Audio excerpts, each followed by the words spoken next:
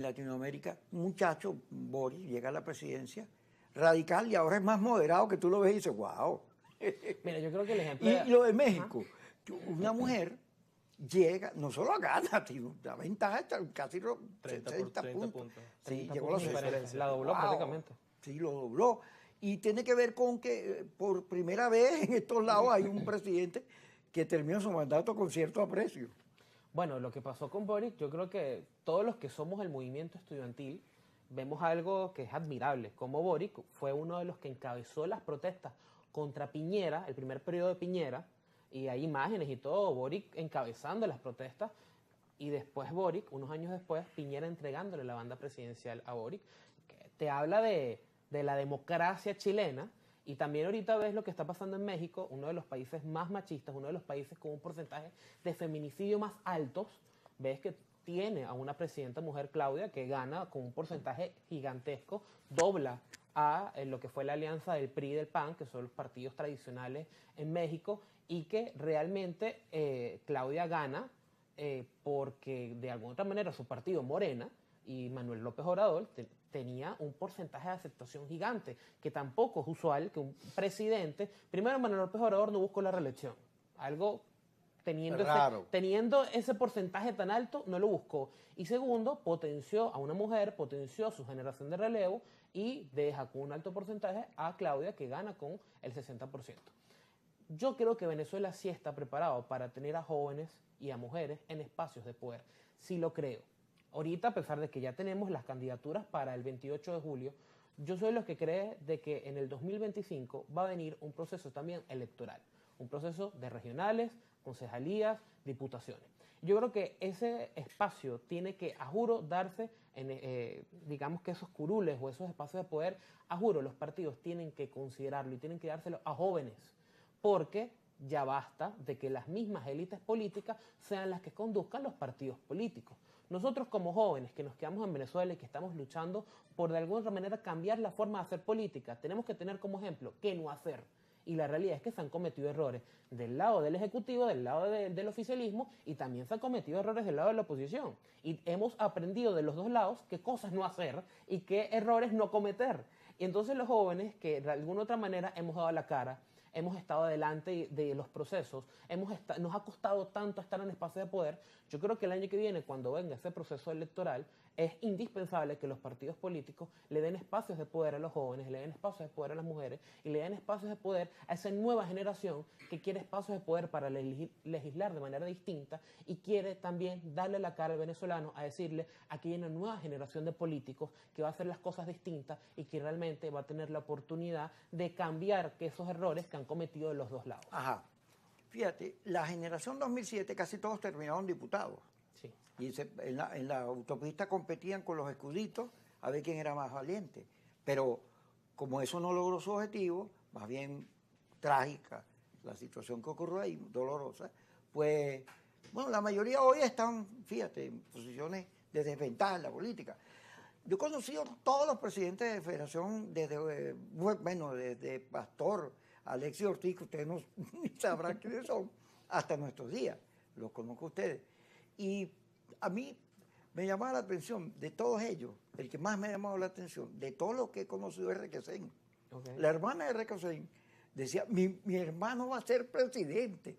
Y yo la oía y decía: wow, no solo quiero al hermano, sino que la oportunidad que yo estaba, cuando Requesén estaba preso, yo fui a hablar con él. Estaba duro, fuerte.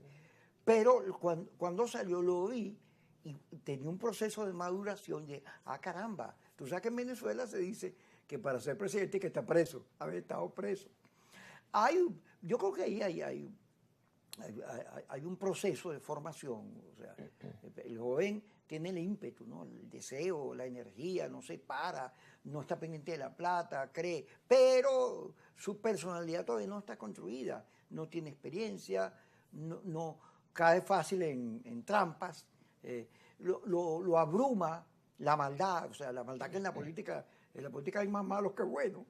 O sea que Rubén Blades escribió un artículo sobre la elección de Panamá y dijo: ganaron los ladrones, ¿para qué sirve la policía? Entonces, porque bueno, eso de Panamá expresa como los niveles de la política en estos tiempos modernos. Pero hay también una cosa en esta juventud que, que yo creo que está en los códigos. Vienen unos nuevos códigos. Hay unos nuevos códigos. No es que la gente no quiera participar, no quiera luchar por su país, sino que hay unos nuevos códigos. Y todavía yo no los entiendo, me imagino que ustedes sí. Bueno, hay nuevas teorías en la ciencia política que hablan de que esa dicotomía que existía o existe entre derecha e izquierda cada vez va desapareciendo y hablamos es de autoritarismo versus democracia. Entonces, quienes aspiramos a dirigir en algún momento como generación los destinos del país, tenemos que garantizar ser líderes democráticos. ¿Y qué significa ser un líder democrático? Y lo hemos visto en los países del mundo. ¿Y por qué se mantienen sistemas y otros van cayendo?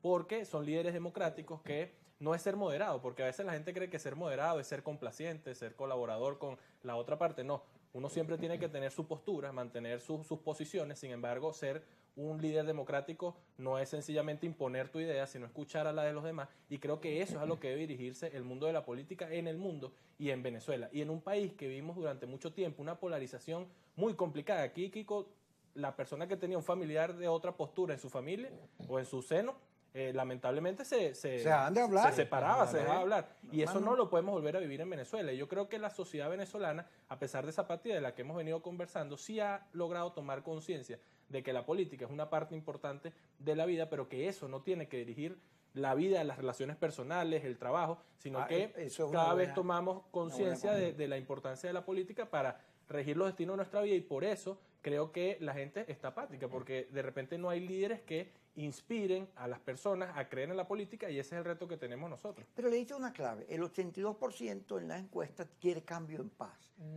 Ahora, estaba viendo una encuesta donde en el sector de hay una gran cantidad de personas, 36%, que frente a la alternativa del cambio, frente al candidato de la plataforma, siente dudas entre lo que representa María Corina Machado, que es su fuerza, la cosa, la chalana, llega, grita, se para, y el señor Edmundo, que es tranquilito, que habla corto, que habla de paz, la otra habla en tono más radical, este en tono más moderado, y eso no se entiende. ¿Cómo ves tú eso?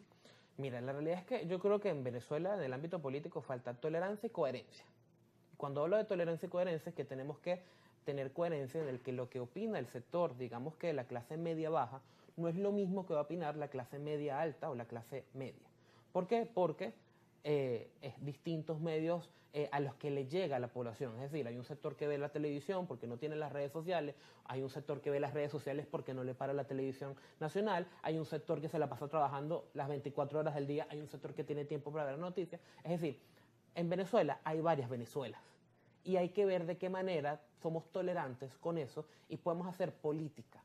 La realidad es que nosotros tenemos que hacerle entender a los venezolanos de que viene un proceso de transición en Venezuela y que en ese proceso de transición ninguno va a aplacar o va a aplastar al otro, porque todos somos necesarios para ese proceso de transición y de cambio político. Si uno le llega al otro con una pistola en la cabeza, el otro no te va a dejar nada, el otro no te va a ceder nada. Uno tiene que llegar con ciertas garantías para poder tener un proceso transicional y en ese proceso transicional dar unas garantías de justicia transicional, dar unas garantías de solvencia, digamos que jurídica, y que se pueda dar ese proceso. Nosotros tenemos que hacerle entender al venezolano que aquí no se puede tratar del radicalismo, discurso radical, de que no vamos a venir con un cambio político donde va a desaparecer un partido y vamos a tratar de desplazar a un liderazgo político. No, aquí vamos a venir, o va a venir, Dios mediante, un proceso de transición donde aquí no se va a aplastar ningún partido político, donde los partidos políticos van a seguir existiendo, donde los liderazgos van a seguir existiendo y donde absolutamente